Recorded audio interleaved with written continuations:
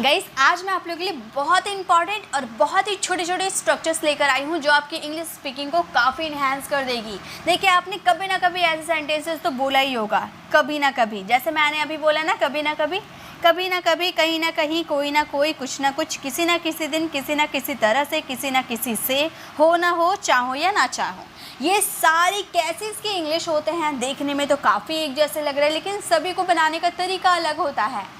तो आज के इस वीडियो में आपको यही छोटे छोटे स्ट्रक्चर्स करवाने वाली हूँ जो आपकी इंग्लिश स्पीकिंग को काफ़ी इफेक्टिव बना देगा। तो let's start the video. First है हमारा कभी ना कभी। कभी ना कभी के लिए देखिए, कभी कभी जब आप सेंटेंस बोलते हो तो कभी कभी अलग बात है और कभी ना कभी अलग बात है, ठीक है। कभी कभी के लिए हम ओकेजनली का यूज़ करते हैं, ये मैंने 10 डेज़ की एडवांस इंग्लिश स्ट्रक्चर वाली वीडियो में कवर करवाया था। और अभी हम देख रहे हैं कभी ना कभी। कभी ना कभी इसके लिए आप यूज़ करोगे समटाइम्स और द अदर। समटाइम्स और द अदर यानी कि कभी ना कभी, जैसे कभी ना कभी वह यहाँ आएगा। जैसे आपने करण अर्जुन वाली मूवी देखी होगी तो आपको याद होगा, ऐसे बोला जाता है ना, कभी ना कभी मेरे करण अर्जुन आएंगे। तो वैसे आप सोच सकते हो कभी ना कभी मेरे करण अर्जुन आएंगे। तो कभी ना कभी उसके लिए हम बोलेंगे सम टाइम और द अदर। चलिए स्टार्ट कीजिए लिखना। आप बोल सकते हो सम time or the other. Some time or the other, कभी ना कभी वह यहाँ आएगा, यानी कि he will come here। आपके ग्रामर वैसे ही बनेंगे, जैसे आपने ग्रामर सीखा आपके ग्रामर वैसे ही बनेंगे। बस आपको याद क्या रखने हैं, कभी ना कभी के लिए आपको यूज़ करना है सम time or the other. Okay, चलिए नेक्स्ट हमारा सेंटेंस क्या है। नेक्स्ट है कभी ना कभी मैं यह फ़ोन खरीदूंगा। मैंने ठान लिया है, ये फ़ोन मुझे पसंद आ गया, कभी ना कभी तो मैं ये फ़ोन खरीदूंगा। कभी ना कभी मैं वहाँ जाऊँगा। Some time or the other I will go there. कभी ना कभी मैं इंग्लिश बोलूँगा। Some time or the other I will speak English, या फिर I will speak English some time or the other. तो आप इसका यूज़ स्टार्टिंग में भी कर सकते हो, लास्ट में भी कर सकते हो, आपकी चॉइस, ठीक है। जैसे कभी ना कभी मैं ये फ़ोन खरीदूंगा, तो पहले आप बोल सकते हो मैं ये फ़ोन खरीदूंगा, यानी कि I will buy this phone. I will buy this phone, मैं ये फ़ोन खरीदूंगा। कभी ना कभी यानी कि some time or the other. कभी ना कभी मैं ये फ़ोन खरीदूंगा, I will buy this phone some time or the other. तो जब भी आपको सेंटेंसेस में कभी ना कभी बोलना हो तो आप क्या यूज़ करोगे, आप यूज़ करना सम time or the other. Got it. चलिए नेक्स्ट देखते हैं। नेक्स्ट हमारा है कहीं ना कहीं। कहीं ना कहीं, उसके लिए हम क्या यूज़ करेंगे, समवेयर और द अदर। अभी हम लोगों ने यूज़ किया कभी ना कभी, सम टाइम, और अभी हम यूज़ करें कहीं ना कहीं। कहीं यानी कि प्लेस की बात करें तो वेयर का तो यूज़ होगा ही, ऐसे आप याद करना। तो इसके लिए कहीं ना कहीं के लिए हम शॉर्ट में सम टाइम का, समवेयर का भी यूज़ करते हैं। शॉर्ट में अगर आपको बोलना हो तो हम समवेयर का भी यूज़ कर देते हैं। लेकिन अगर आपको एक अच्छी इंग्लिश बोलनी है, अगर आपको एडवांस इंग्लिश की तरह साउंड करना है, एडवांस इंग्लिश बोलना है, तो आपको बिल्कुल पूरा स्ट्रक्चर्स याद करना होगा। समवेयर और द अदर होता है कहीं ना कहीं के लिए।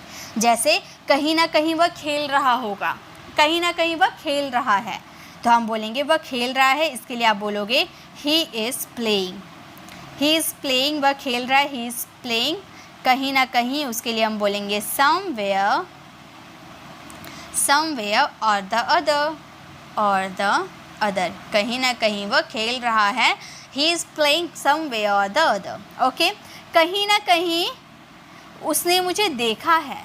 कहीं ना कहीं उसने मुझे देखा है, तो उसने मुझे देखा है, इसके लिए बोलेंगे ही हैज़ सीन मी।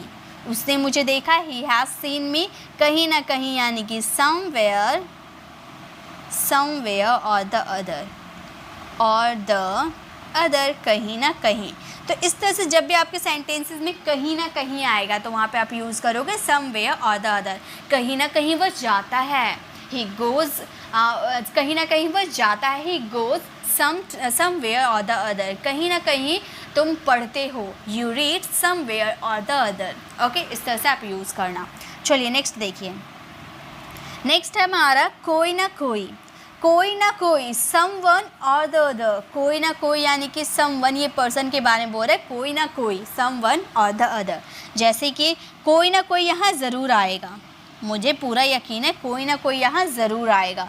तो ये हमारा फ्यूचर का सेंटेंस है, ठीक है। अगर हमारा मॉडल वर्ब रहता, हमारी पॉसिबिलिटी शो करती, तो यहाँ पर ज़रूर था तो हम मस्ट का यूज़ करते।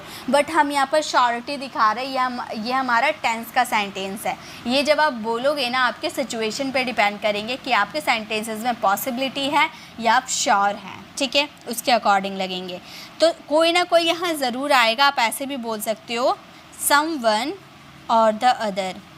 समवन और द अदर यहाँ ज़रूर आएगा, यानी कि will definitely come here। तो हमारा सेंटेंस क्या फ्रेम हो गया? हमारा सेंटेंस हो गया समवन और the other will definitely come here। वैसे ही कोई ना कोई आपकी मदद करेगा। कोई ना कोई आपकी मदद करेगा तो हम बोलेंगे समवन और द अदर। समवन और द अदर, कोई ना कोई यानी कि समवन और द अदर आपकी मदद करेगा, यानी कि will help you। कोई ना कोई आपकी मदद करेगा, समवन और the other will help you।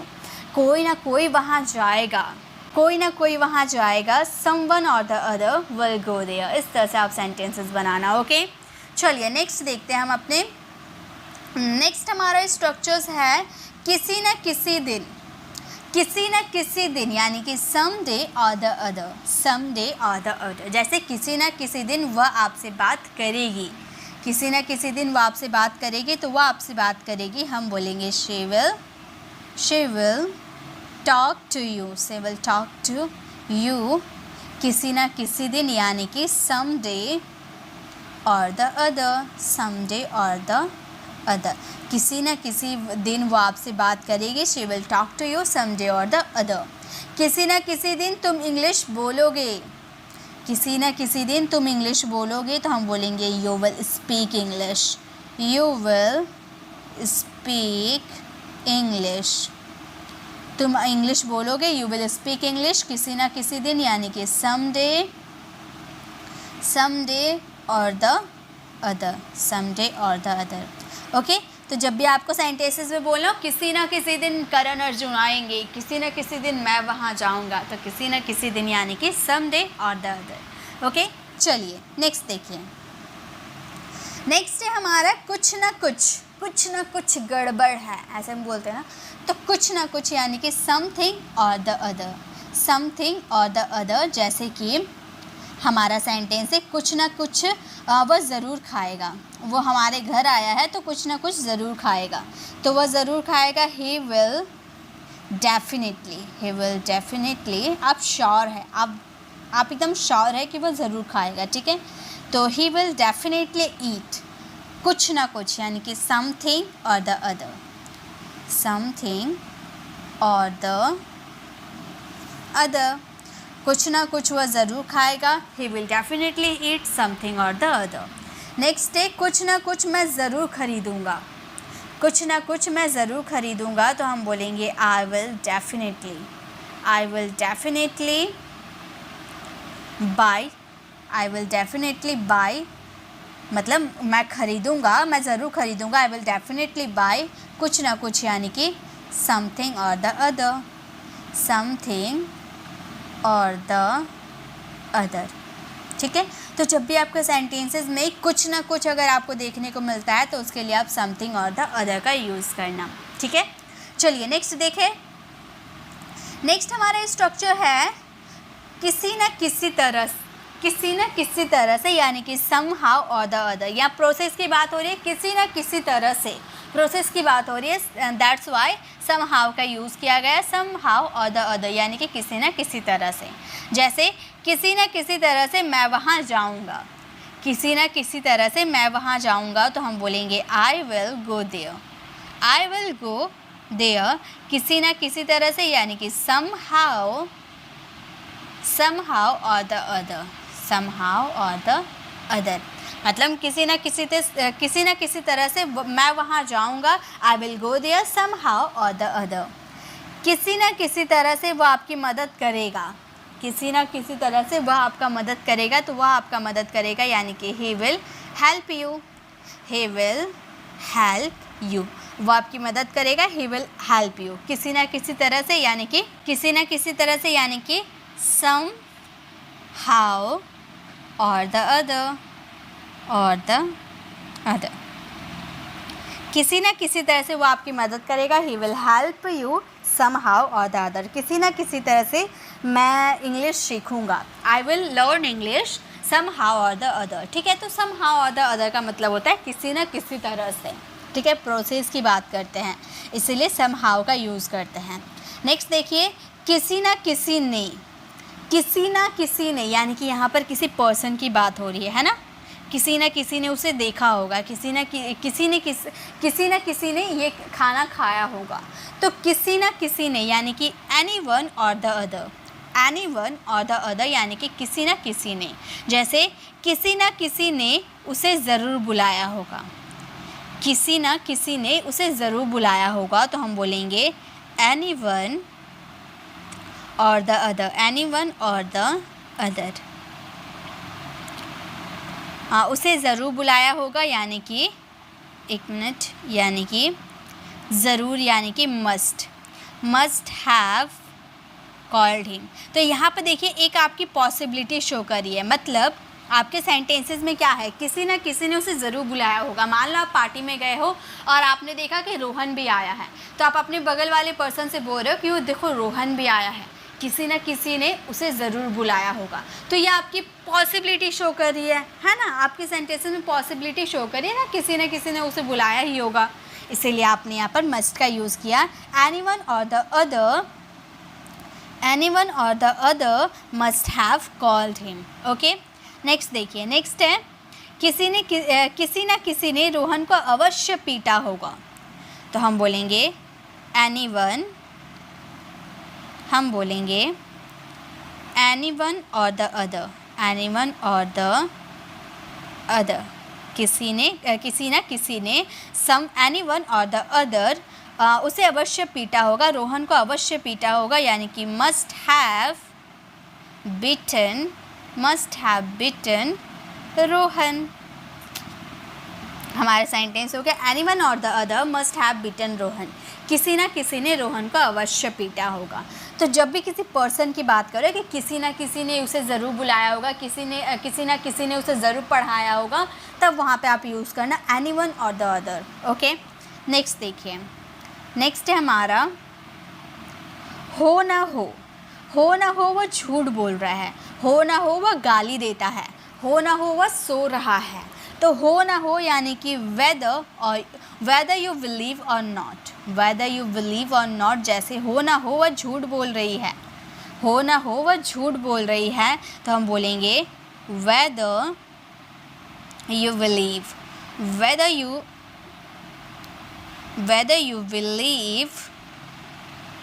or not, whether you believe or not मतलब हो ना हो वह झूठ बोल रही है यानी कि she is telling a lie, she is telling a lie। Okay, next है हो ना हो वह सो रहा है, हो ना हो वह सो रहा है, तो हम बोलेंगे whether you believe or not, हो ना हो whether you believe or not वह सो रहा है यानी कि he is sleeping, वह सो रहा है। तो जब भी आपके सेंटेंसेस में हो ना हो आएगा, हो ना हो वह इंग्लिश पढ़ रहा है, whether you believe or not he will learn English मतलब वो इंग्लिश सीख रहा है, he will read इंग्लिश पढ़ रहा है। ठीक है, तो इस तरह से आप हो ना होगा यूज़ करना whether you believe or not। Next देखिए, चाहो या ना चाहो whether you like it or not, like की जगह आप want का भी यूज़ कर सकते हो, चाहने के लिए want भी यूज़ होता है, तो आप बोल सकते हो whether you want it और नॉट, या फिर whether you like it or not. Okay, जैसे कि हमारा फर्स्ट सेंटेंस है, चाहो या ना चाहो तुम्हें पढ़ाई करनी पड़ेगी। तुम चाहो या ना चाहो पढ़ाई करनी पड़ेगी। हम बोलेंगे you will have to study, पढ़ाई करनी पड़ेगी, फ्यूचर में मजबूरी है उसकी, तो हम बोलेंगे you will have to study, तुम्हें पढ़ाई करनी पड़ेगी, तुम चाहो या ना चाहो, यानी कि whether you like it, whether you like it or not, or not. चाहो या ना चाहो तुम्हें पढ़ाई करनी पड़ेगी, you will have to study whether you like it or not. Next है, चाहो या ना चाहो तुम्हें पैसे देने पड़ेंगे। चाहो या ना चाहो तुम्हें पैसे देने पड़ेंगे, ये सेंटेंसेस आपको फ्रेम करना और इसका आंसर कमेंट में देना है। तो गाइज़ यही आज के हमारे छोटे छोटे स्ट्रक्चर्स हैं, आप इसका आंसर कमेंट में ज़रूर देना। और आज की इस वीडियो में हम लोगों ने यही छोटे छोटे से स्ट्रक्चर्स कवर किए थे। आई होप आपको ये सारे स्ट्रक्चर समझ में आ गए। ये सारे स्ट्रक्चर से अगर आप एक एक सेंटेंसेस बना लेते हो तो आपको सारे स्ट्रक्चर्स की प्रैक्टिस हो जाएगी। तो इसके एक एक सेंटेंसेस बनाकर आपको इसका आंसर कमेंट में ज़रूर देना है। गाइस, अगर आपको ये छोटी सी वीडियो अच्छी लगी तो लाइक कीजिएगा, अपने फ्रेंड सर्कल में ज़रूर शेयर कीजिएगा। अगर आप हमारे चैनल पर नए हो, मेरे पढ़ाने का तरीका आपको पसंद आया तो सब्सक्राइब कर आने वाले बेल आइकन को ज़रूर प्रेस कीजिएगा, ताकि रोज़ आने वाली वीडियोस की नोटिफिकेशन आपको मिलती रहे। और गाइस, अगर इसी तरह से आप टेंसेस सीखना चाहते हो, क्योंकि बिना ग्रामर के आप एडवांस इंग्लिश स्ट्रक्चर नहीं सीख सकते, क्योंकि इसमें बनाने का तरीका क्या है, आपको एडवांस इंग्लिश स्ट्रक्चर याद करने होंगे, देन आपको ग्रामर के रूल पढ़ने होंगे, उसके बाद ही आप एडवांस इंग्लिश स्ट्रक्चर का कोई भी सेंटेंसेस को फ्रेम कर सकते हैं। तो अगर आपको टेंसेस की वीडियो चाहिए तो लेफ्ट साइड क्लिक करके आप हमारे टेंसेस की वीडियोज़ को ज़रूर विजिट कीजिएगा, आपको सारे टेंसेस तुरंत सीख जाओगे। और राइट साइड क्लिक करके आप हमारे 15 डेज़ प्लेलिस्ट में जाकर आप हमें 15 डेज़ इंग्लिश स्पीकिंग कोर्स में ज्वाइन कर सकते हो, ताकि 15 डेज़ में आप इंग्लिश बोलना सीख जाओ। अगर आप हमारे चैनल पर नए हो, मेरे पढ़ाने का तरीका आपको पसंद आया तो सब्सक्राइब कर आने वाले बेल आइकन को ज़रूर प्रेस कीजिएगा, ताकि रोज़ आने वाली वीडियोज़ की नोटिफिकेशन आपको समय पर मिलती रहेगी। मिलते हैं नेक्स्ट ऐसे इन्फॉर्मेटिव वीडियोज़ में, तब तक के लिए कीप लर्निंग।